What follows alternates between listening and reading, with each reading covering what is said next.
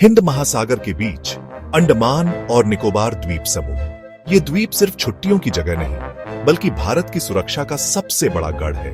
यहाँ मौजूद है आईएनएस जारावा, आईएनएस बाज और कई अल्ट्रा सीक्रेट नेवल बेस, जिनके बारे में आम जनता बहुत कम जानती है।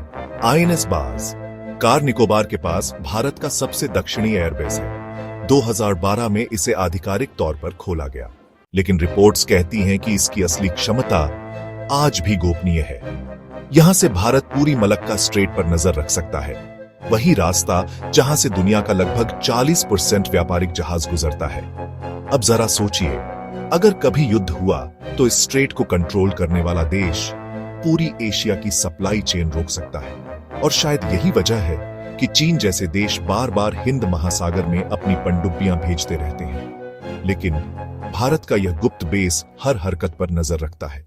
कई एक्सपर्ट्स का मानना है कि अंडमान के जंगलों और पहाड़ों के बीच और भी छिपे हुए बेस हैं, कुछ ऐसे जिनके बारे में जानकारी सिर्फ कुछ चुनिंदा कमांडरों को ही होती है। यहां पनडुब्बी डॉकिंग स्टेशन, रडार सिस्टम और स्पेशल फोर्स ट्रेनिंग ग्राउंड्स होने की बातें सामने आई हैं। रात को कई स्थानीय मछुआरे बताते हैं, कभी अचानक समुद्र में गूंजती इंजन की आवाजें आती हैं, तो कभी आसमान में तेज गड़गड़ाहट। क्या यह महज नेवी की ट्रेनिंग है या कुछ ऐसा जिसे दुनिया से छुपाया जा रहा है?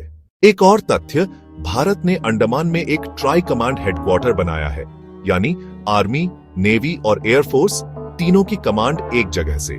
यह बेस इतना महत्वपूर्ण है कि इसे इंडियाज अनसिंकेबल एयरक्राफ्ट कैरियर कहा जाता है।